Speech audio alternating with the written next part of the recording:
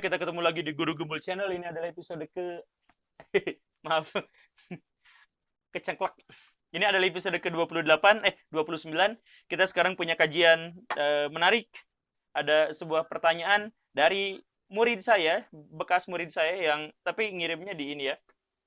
Pertanyaannya adalah, Pak, kenapa kalau kesurupan massal pasti cewek? Kenapa kalau kesurupan massal pasti cewek? Apa iya seperti itu? Datanya iya. Kalau Baraya nanya ke psikolog, nanya ke ini, cewek minimal setidak-tidaknya 4 kali lipat lebih besar potensi kesurupan daripada cowok. Dan rentang usia yang paling sering mereka kesurupan itu adalah di usia-usia pubertas, awal-awal pubertas. Kisaran 12 sampai 16 tahun atau 17 tahun lah. Itu adalah masa-masa pubertas. Kenapa harus cewek yang sering kesurupan? Saya pengen jelasin dulu bahwa secara ilmiah kesurupan itu adalah trance istilahnya atau trans. Dissociative trance disorder istilah lengkapnya itu. Tapi biasa bahasa gaulnya orang-orang psikolog nyebutnya trance atau trans. Jadi kesurupan itu belum tentu dia ketempelan jin, belum tentu kemasukan setan, belum tentu kerasuki siluman, bukan. Tetapi adalah kondisi alam bawah sadar yang menyeruak keluar gara-gara masalah-masalah tertentu. Biasanya adalah tekanan yang terlalu berakumulasi di dalam diri, kemudian ada proses adaptasi yang dipaksakan, dan lain sebagainya. Jadi kondisi kesurupan itu kita ambil temanya dalam sudut pandang yang ilmiah tadi itu, yang psikologi. Kenapa perempuan sering, bukan sering, kenapa kalau kesurupan massal yang di Indonesia terjadi setiap tahun, dan setahunnya terjadi di banyak tempat, kenapa selalu perempuan? Pertama, karena perempuan itu biasanya kalau dia punya masalah, menyimpannya. Kalau laki-laki punya masalah nih sama temennya, kamu gini, ya apa tuh, ya diselesaikannya saat itu juga. Kalau perempuan, kamu kenapa sih? Enggak, aku mah baik-baik aja. Sebenarnya aku mah ini, enggak, aku mah pasti akan baik-baik aja. Aku minta waktu sebentar untuk ini, nanti aku juga bakal baik-baik aja. Disimpan, dipendam, gak dikeluarin. Karena disimpan, dipendam, dikeluarin, dan akan terus-terusan diingat. Cowok itu melupakan masalah, tapi cewek itu biasanya mengingat, walaupun memaafkan, tapi mengingat masalahnya itu sampai waktu yang sangat lama. Jadi kalau dia stres, dia tertekan, maka pengalaman-pengalaman masa lalunya itu bisa keluar lagi gitu. Begitu. Itu karakteristik secara psikologis cewek yang akhirnya menyebabkan mereka sering sekali mengalami kesurupan. Begitu. Nah, masalah yang kedua apa? Masalah yang kedua, perempuan itu secara mental itu emosional. Cowok itu hidupnya flat. Pas seneng nggak terlalu seneng, pas sedih nggak terlalu sedih, pas takut nggak terlalu takut, pas sakit nggak terlalu sakit, pas bahagia nggak terlalu bahagia. Biasa-biasa aja. Jadi kalau cowok ketemu sama temen cowoknya, "Hei, apa kabar? Hey, udah beres." Itu temen cowok yang udah 30 tahun gak ketemu gitu. Lu tuh kemana aja, dasar lu. Oh, sekarang udah cuman gitu doang. Tapi kalau cewek ketemu sama sahabat lamanya, sama teman lamanya, itu bisa sambil enjot-enjotan gitu. "Hihihi, kamu kemana aja?"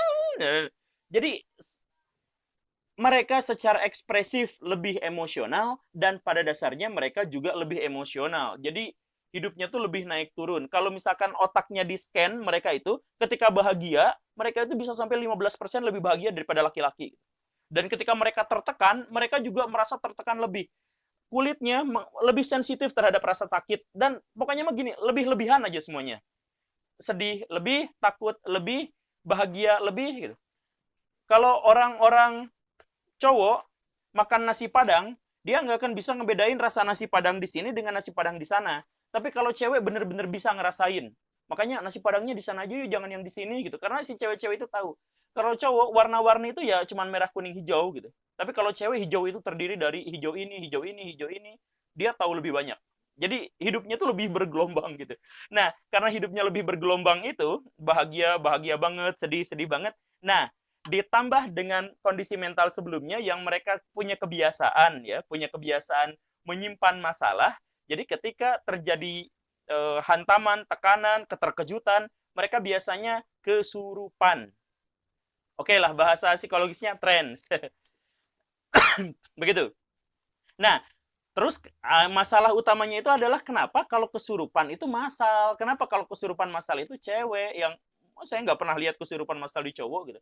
Jadi kesurupan massal itu biasanya terjadi di sekolah atau di pabrik atau di mana. Kalau kesurupan itu memang ulah setan, mungkin kesurupannya di kuburan kan atau di tempat-tempat angker. Tapi kan ini mah kesurupannya siang hari, melibatkan banyak orang dan biasanya di tempat kerumunan, di sekolah, di pabrik yang pakai seragam-seragam gitu. Cewek semua lagi yang histeris teriak-teriak. Datang lagi Pak Ustadz coba ngobatin. Ya nggak selesai gitu, Pak, maaf. Nah, kenapa seperti itu? Kenapa harus jadi banyakan gitu yang massal gitu kesurupannya? Ini masalah penting. Karakter termasuk juga urusan karakteristik cewek. Karena cewek itu menular. Apa yang dialami satu cewek itu bisa menular pada cewek yang lain dengan atau sangat sedikit komunikasi. Saya mohon maaf ya, saya mohon maaf. Ini masalah fisik aja simpel, masalah fisik. Belum psikologi, ini masalah fisik.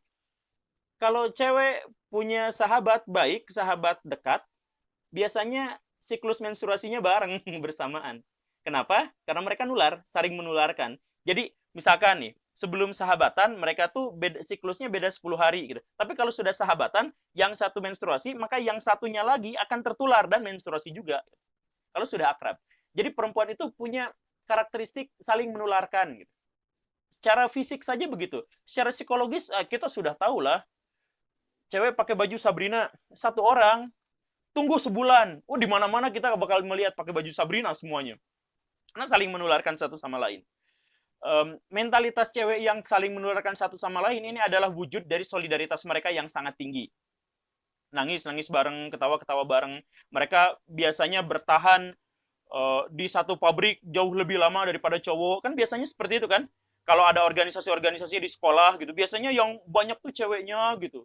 Cowoknya sedikit ya, kecuali kalau pecinta alam gitu ya, atau motor-motoran gitu, atau otomotif gitu ya, biasanya tentu saja cowok gitu. Tapi kalau yang buat ngumpul-ngumpul itu biasanya cewek lebih setia, lebih solider. Dan solidaritas itu juga dampaknya adalah mereka lebih gampang menularkan kebiasaan satu kepada kebiasaan yang lain, rahasia satu kepada rahasia yang lain. Jadi satu cewek punya rahasia, dia ceritakan pada temannya, nular aja dalam beberapa saat. Saya pernah punya pengalaman yang mengerikan musuhan sama cewek. Kalau Baraya pernah musuhan sama cowok, itu simpel, gampang. Karena udah musuhan 1 tahun pun musuhnya tetap satu itu. Tapi kalau Baraya dimusuhin sama satu cewek, tinggal tunggu waktu beberapa minggu atau bahkan beberapa hari saja sampai Baraya akhirnya dibenci sama semua cewek di lingkungan itu. Karena mereka saling menularkan informasi, saling menularkan kebencian, saling menularkan kekaguman, saling menularkan cinta, semuanya antar sesama cewek. Nah, karena kondisi mental dan fisik mereka itu punya karakteristik yang saling menularkan, maka ketika satu cewek kesurupan atau dikira kesurupan, cewek yang melihatnya tersugesti dan akhirnya terjadilah histeria massa. Di mana-mana dari semua histeria massa yang pernah tercatat dalam sejarah, itu ceweknya dominan. Bisa katakan 90% itu cewek semua. Kalau histeria massa. Maksudnya satu kesurupan, yang lain ketularan jadi cewek semua yang ketularan. Cowok-cowok cuma celingukan. Apa tuh? Waduh, kasihan. Apa tuh? Apa? Cuman gitu doang. Begitu. Jadi kenapa alasannya kesurupan massal itu cewek semua? Itu secara psikologis. Terima kasih Baraya karena sudah menonton episode ke-29 ini. Semoga bermanfaat. Silahkan tonton episode-episode yang lainnya. Saya Guru Gembul. Assalamualaikum warahmatullahi wabarakatuh.